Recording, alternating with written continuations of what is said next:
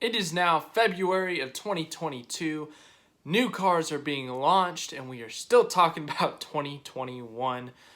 So yes, let's talk about it. Michael Masi, the race director, now the ex-race director for Formula One. The FIA released the statement, released what's going to happen for next year in terms of the direction of the race, who's going to make the calls now after a lot of controversy at the end of last season, especially in the finale at Abu Dhabi. So yeah, let's first read the statements, then we'll get into some more of the controversial stuff and talk about more of that. But yeah, so Michael Masi will be replaced as Formula One race director and offered a new position within the FIA as a part of a series of changes following the governing body's analysis into last year's Abu Dhabi Grand Prix.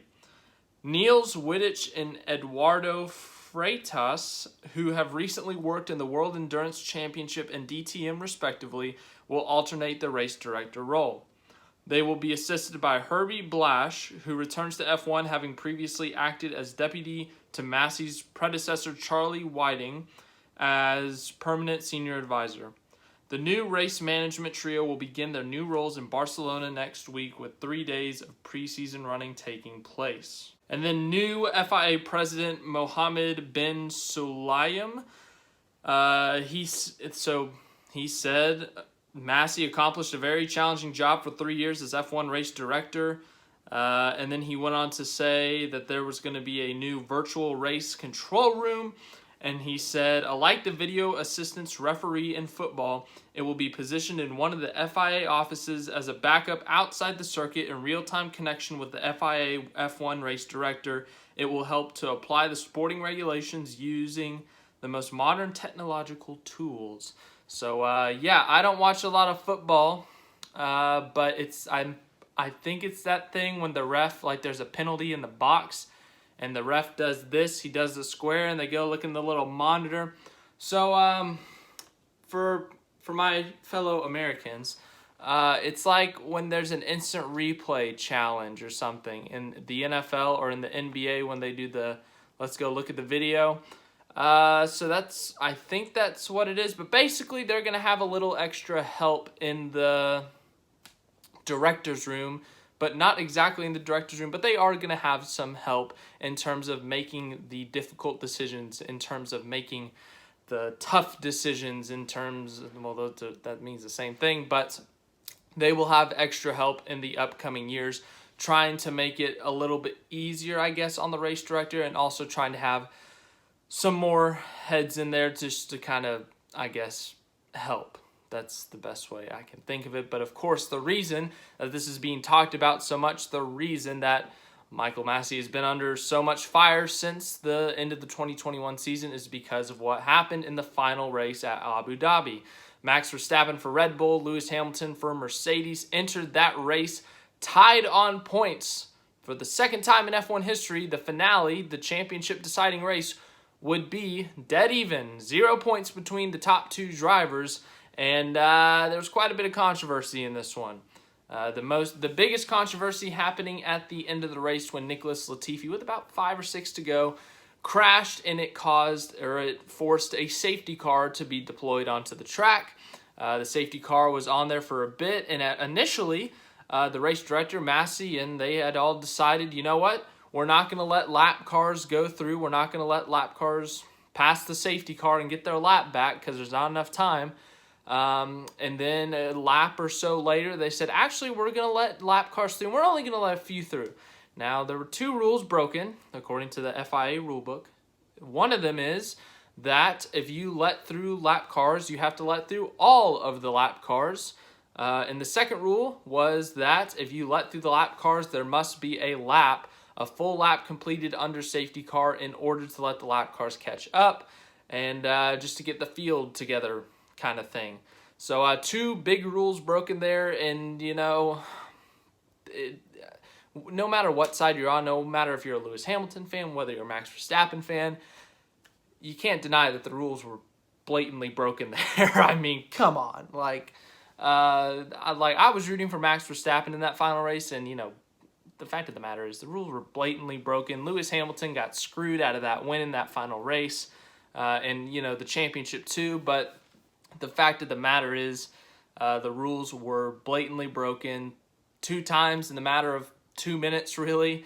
I get that there's an entertainment factor. You don't want one of the best championship battles in recent years. You don't want it to end under safety car, the last lap of the season.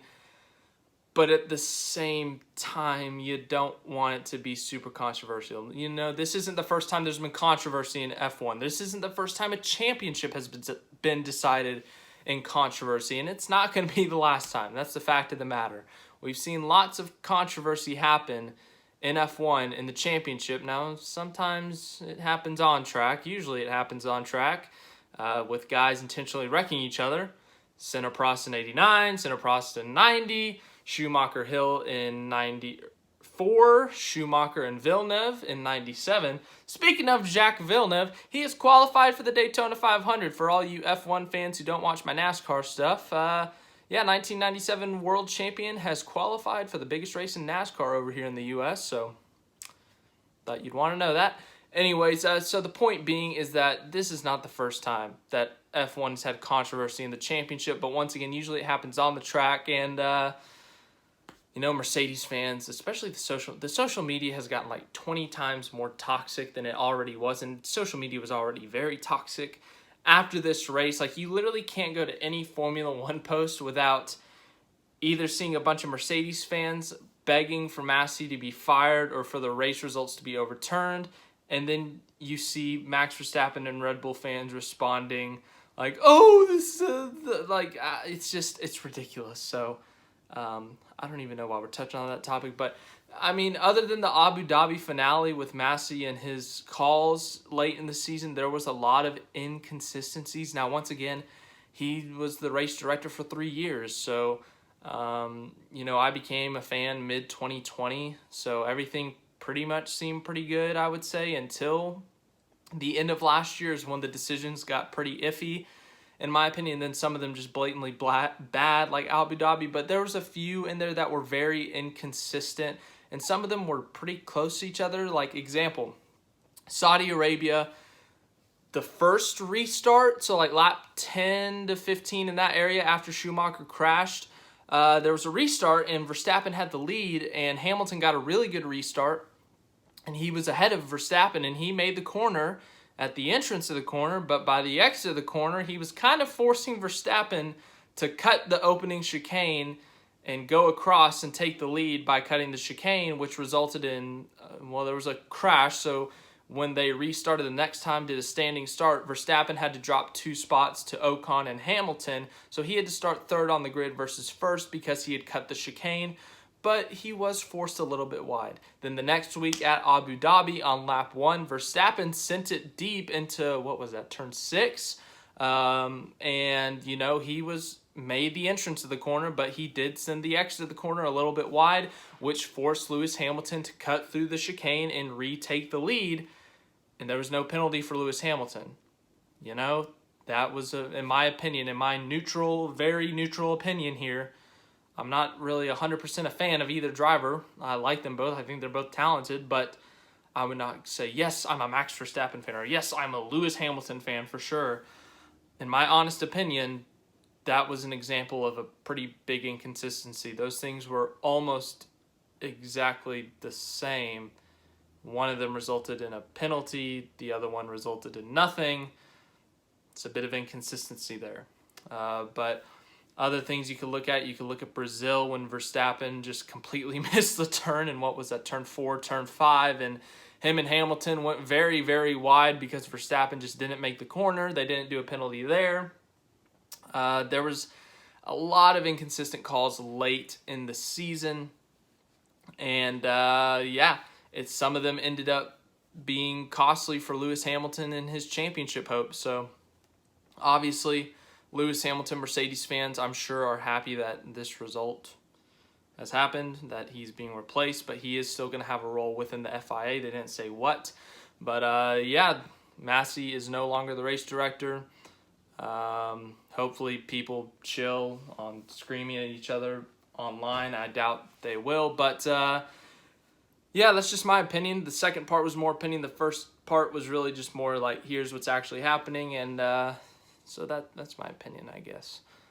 That, you know, he does have to make some tough calls. And there were some drivers who actually came out in support of him and said, you know, I've talked to him before about what he has to do in his day-to-day and then the decisions he has to make. And it's a tough job and stuff. And, you know, every once in a while, like referees in a football game or in a basketball game, there's going to be tough calls to make. And sometimes it's going to be a controversial call. And sometimes people are going to be mad at you.